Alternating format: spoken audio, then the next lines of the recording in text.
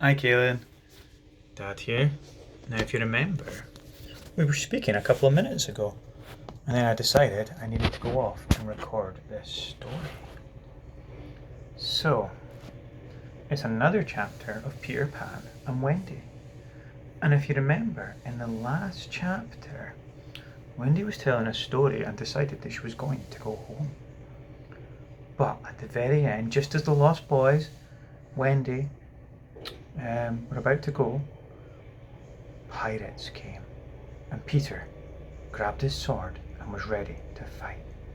So it was really exciting. Anyway, you need to get nice and comfy, cuddle up. You're cuddled up, yeah? Good. Okay. Now that you're cuddled up, I need you to give Mum a big hug. Good. Okay. So, chapter 12. The children are carried off. The pirate attack had been a complete surprise. A sure proof that the unscrupulous Hook had conducted it improperly, for to surprise redskins fairly is beyond the wit of this white man. By all the unwritten laws of savage warfare, it is always the redskins who attacks, and with the willingness of his race he does it just before the dawn, at which time he knows the courage of the whites to be at their lowest ebb. The white men have in the meantime made a rude stockade of the summit of yonder undulating ground, at the foot of which a stream must run, for it is destruction to be too far from water, and there they await the onslaught. The inexperienced ones clutching their revolvers and treading on twigs, but the old hands sleeping tranquilly until just before the dawn. Through the long black nights the savage scouts wriggle snake-like among grass without stirring a blade. The brushwood closes behind them as silently as sand into which a mole has dived. Not a sound is to be heard, save when they give vent to a wonderful imitation of the lonely call of the coyote. The cry is answered by other braves, and some of them do it even better than the coyotes, who are not very good at it. So the chill hour wear on, and the long suspense is horribly trying to the paleface who has to live through it for the first time. But to the trained hand those ghastly calls and still ghastlier silences are but an intimation of how the night is marching. Now I know this sounds confusing, but it's basically talking about how redskins normally attack cowboys. This was the usual procedure.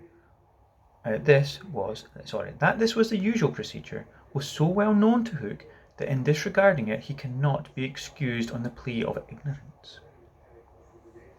The pickaninnies, on their part, trusted implicitly to his honour, and their whole action of the night stand out to be marked contrast to his. They left nothing undone that was consistent with the reputation of their tribe. With the alertness of the sense which is at once the marvel and despair of civilized peoples, they knew that the pirates were on the island from the moment one of them trod on a dry stick, and in an incredibly short space of time the coyote cries began. Every foot of ground between the spot where Hook had landed his forces and the home under the tree was stealthily examined by braves wearing their moccasins, with the heels in front. They found only one hill rock with a stream at its base, so that Hook had no choice. Here he must establish himself and wait for just before the dawn. Everything being thus mapped out with almost diabolical cunning.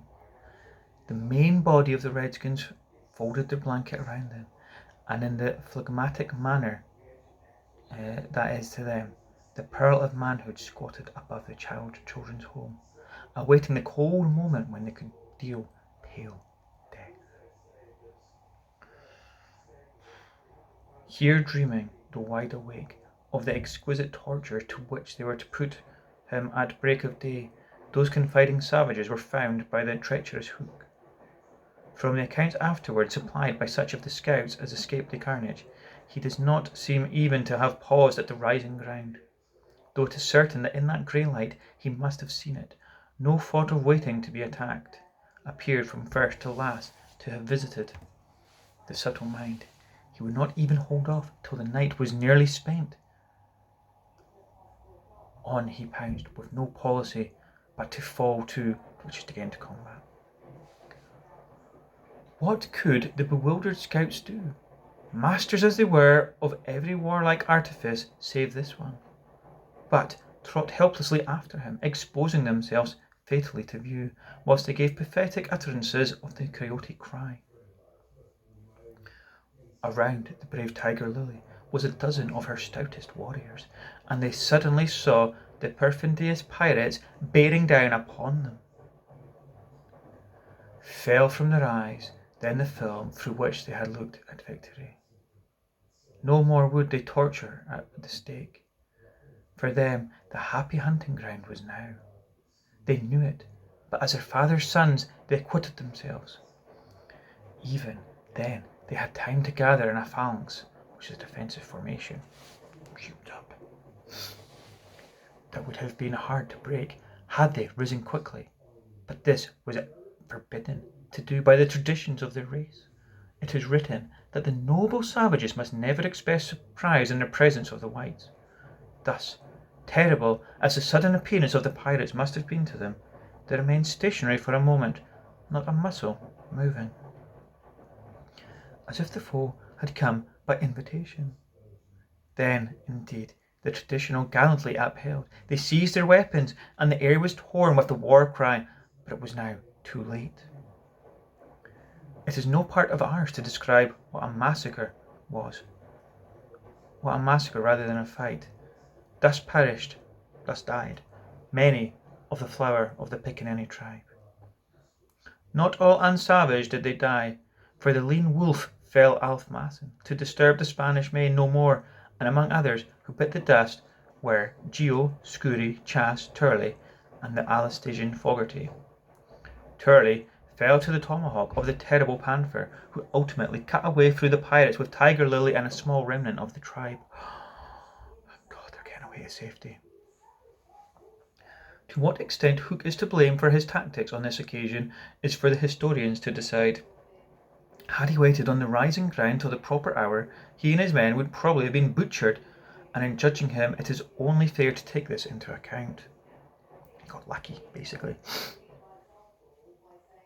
What he should perhaps have done was to acquaint his opponents that he proposed to follow a new method.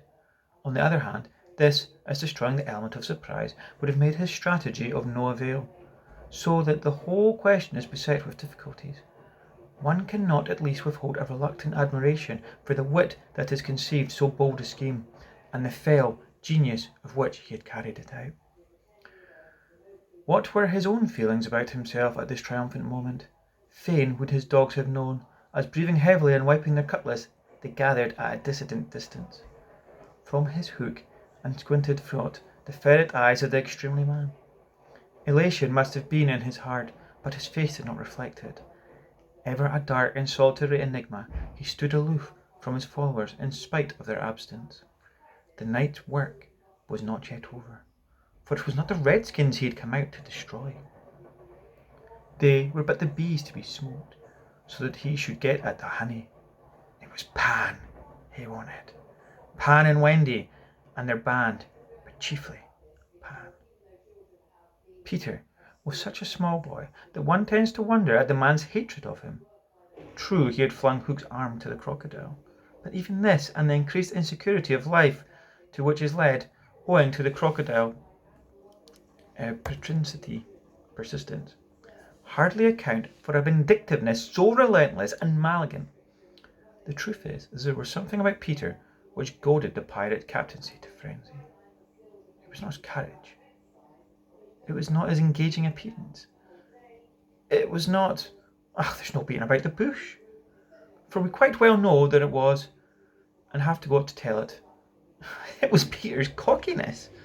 He was so cocky. This had got on Hook's nerves. It made his iron claw twitch, and at night it disturbed him like an insect. Whilst Peter lived, the tortured man felt that he was a lion in a cage onto which a sparrow had come. The question now was how to get down the tree, or how to get his dogs down. He ran his greedy eyes over them, searching for the thinnest ones. They wriggled uncomfortably, for they knew he would not hesitate to ram them down with poles. But in the meantime, what of the boys? We have seen them at first clang of the weapons, turned as it were into stone figures, open-mouthed, all appealing with outstretched arms to Peter, and we return to them as their mouths close, and their arms fall to their sides. This pandemonium above has ceased almost as suddenly as it arose, passed like a fierce gust of wind, but they know that in the passing it has determined their fate. But which side has won? The pirates, listening avidly at their mouths of the tree, heard the questions put by every boy, and alas, they heard Peter's answer. If the redskins had won, he said, they will beat the tom-tom. It is always the sign of victory. Now Smee had found the tom-tom, and was at this moment sitting on it. You will never hear the tom-tom again, he muttered, but inaudibly, of course, for strict silence had been urged. To his amazement, Hook signed him to beat the tom-tom, and slowly there came to Smee an understanding of the dreadful wickedness of the order. Never, probably, had this simple man admired Hook so much. Twice Smee beat upon the instrument, and then stopped to listen carefully. "The tom-tom!" the miscreant heard Peter cry. "An Indian victory!" The doomed children answered with a cheer that was music to the black hearts above, and almost immediately they repeated the goodbyes to Peter. This puzzled the pirate, but all their other feelings were swallowed by a base but delight that an enemy was about to come out the tree. They smirked at each other and rubbed their hands. Rapidly and silently, Hook gave his orders, one man to each tree, and the others arranged themselves in a line 2 yards apart. And that's the end of that chapter. It was a good chapter.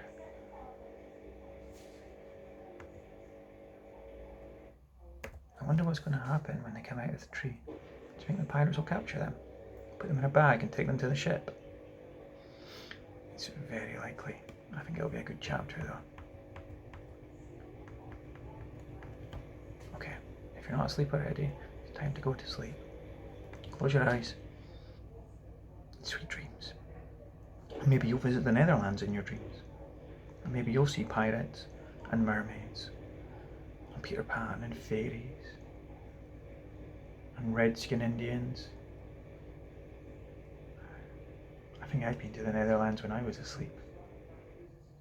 It's a wonderful place, and it's nice that we get to see an adventure in it. Okay, night night. Love you.